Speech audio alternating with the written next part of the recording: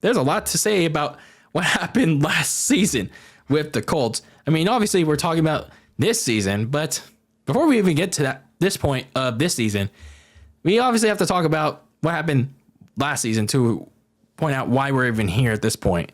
So for when I was here last year when talking about the Colts, I quickly went out to point that, well, I thought the Colts were going to win the AFC South because, they picked up Matt Ryan. He is still performing at a solid level, but not an overly great level.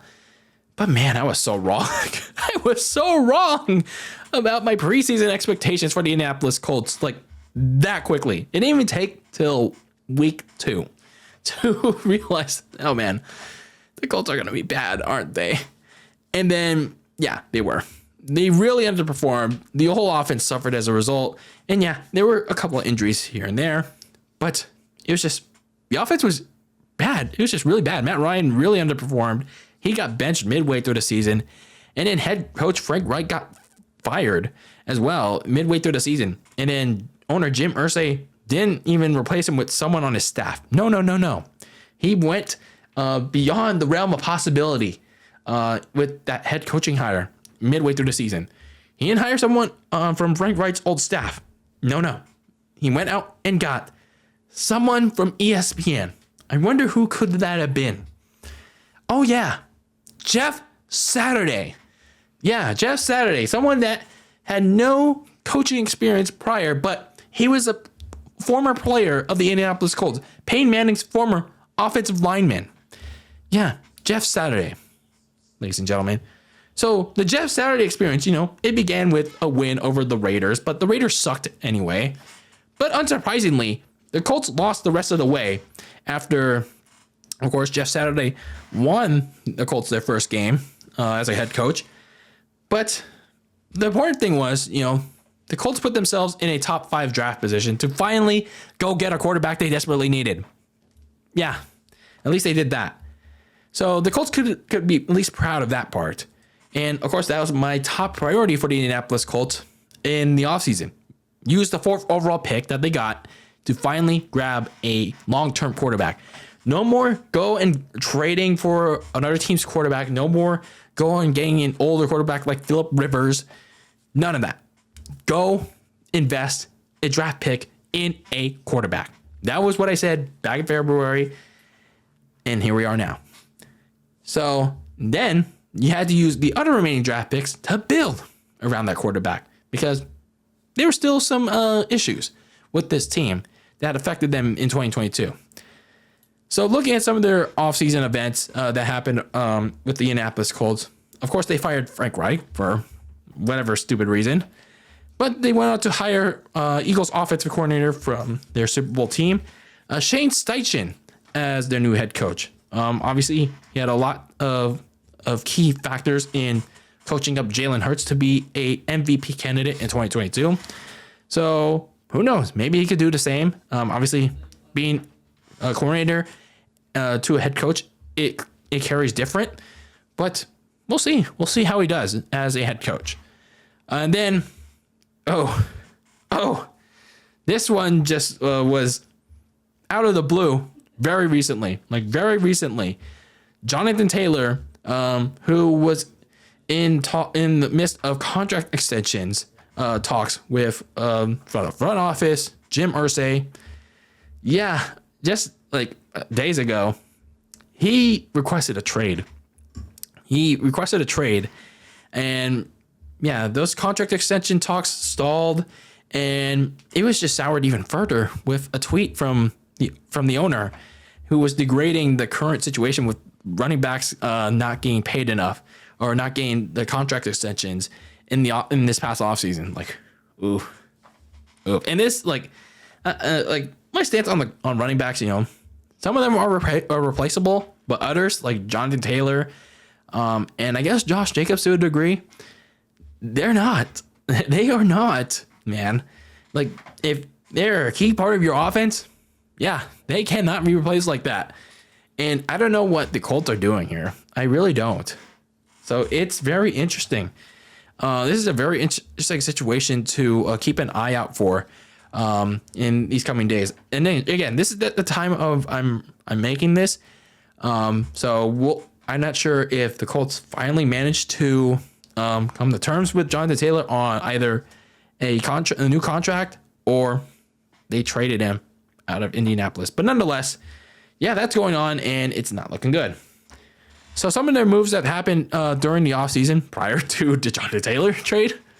So they lost Stephon Gilmore because they traded him to the Dallas Cowboys. I don't know why. They got a 5th-round pick back. They also lost Rodney McLeod to the Cleveland Browns. They're one of their top safeties. They also lost their top linebacker, Bobby Okereke, to the Giants in free agency. So, yikes. So a couple of big names in their defense gone. They did pick up a couple notable names in free agency. Kind of not really. They picked up a backup quarterback, Gardner Minshew. Yeah, Uncle Rico from the Philadelphia Eagles.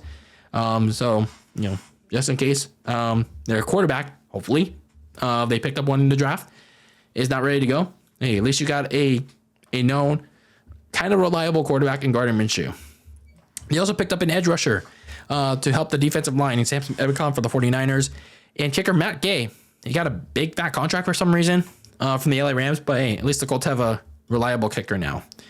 And then, of course, the big question had to be answered in the draft. Were they finally going to use one of the draft picks to go and get a damn quarterback? And hey, they finally did it. The Colts finally fucking did it after, what has it been? 4 years since Andrew Luck retired. They finally did it. They picked a quarterback, one of the top prospects in the draft. And who did they get? Quarterback Anthony Richardson from Florida. So I don't know a whole lot about this guy because, I'm a casual fan. But hey, if he does good, great. If he does bad, well, at least the Colts can look back and said, well, you said we picked a quarterback, and then we did. So we'll see how it pans out. So a couple other big names, big notable things that the Colts did in the draft. They picked a corner from Kansas State in the name of Julius Brents. Receiver Josh Downs from North Carolina, so he should certainly help Michael Pittman Jr. and Alec Pierce. So yeah, some help in the receiving game as well. And then an offensive lineman by the name of Blake Freeland from BYU, and a swing defensive lineman Ade Bauer. I'm sorry if I'm mispronouncing that, from Northwestern.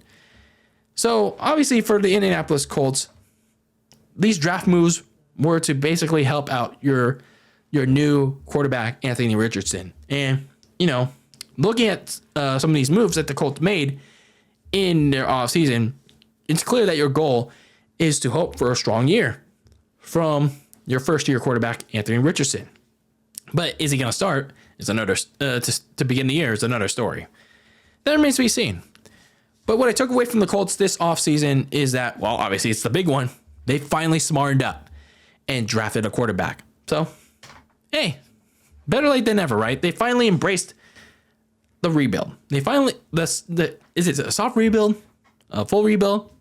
Well, I guess I could consider it soft rebuild, because hey, it took them 4 long, stubborn years since Andrew Luck retired, but hey, they finally got their heads out of their asses and accepted that they needed a cornerstone guy under center. And whether Anthony Richardson is the guy, we'll see. And they actually took steps to build around Richardson. They had these day 2 and 3 picks, and they used it to their advantage. And looks like a lot of them look like potential building blocks for the future. They needed a tackle to help out guard Quentin Nelson and center Ryan Kelly. And yeah, they got that in Blake Freeland on day 3. He could look like a steal. And then they got some receiving help, like I mentioned, to help out Michael Pittman and Alec Pierce. Chris Ballard, he gets a lot of flack for not helping out his quarterbacks, and rightfully so.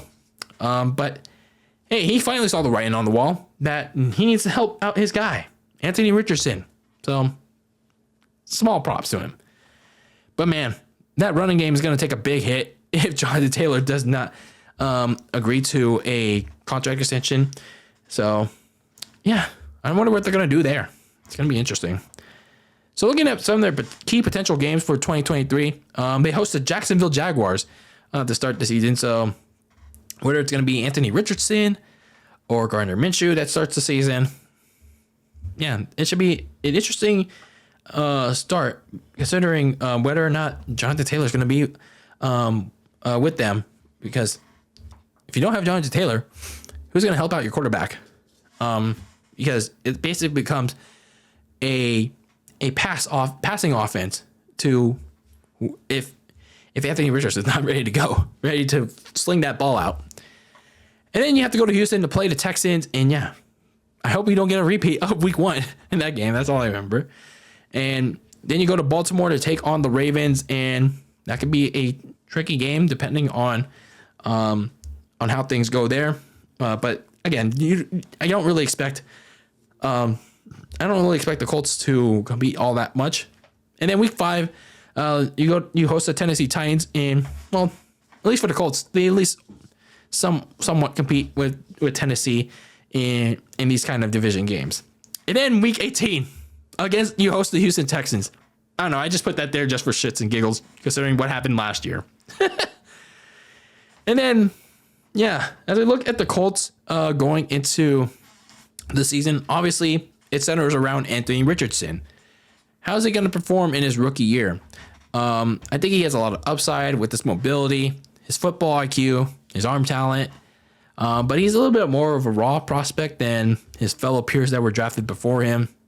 So it's going to be interesting. And, it depends on whether he starts at week 1. Is he going to be the quarterback from the get-go? If he's not, I expect Gardner Minshew to get a couple of games early in the season, unless he suffers an injury or underperforms very badly. So we'll see. We'll see how Anthony Richardson does, and then can the defensive line make up for a mysterious secondary? Because keep in mind, the secondary was hit hard with injuries last year, especially the linebacker Shaq Leonard. I expect Shaq Leonard to come back, but this group got younger and more improving because they lost Bobby Okereke to the Giants, and they traded away Stephon Gilmore for some reason to the Cowboys. So the defensive line is going to have a lot of work on its hand, double time, to mask the inexperience of the secondary. So we'll see how this is going to play out.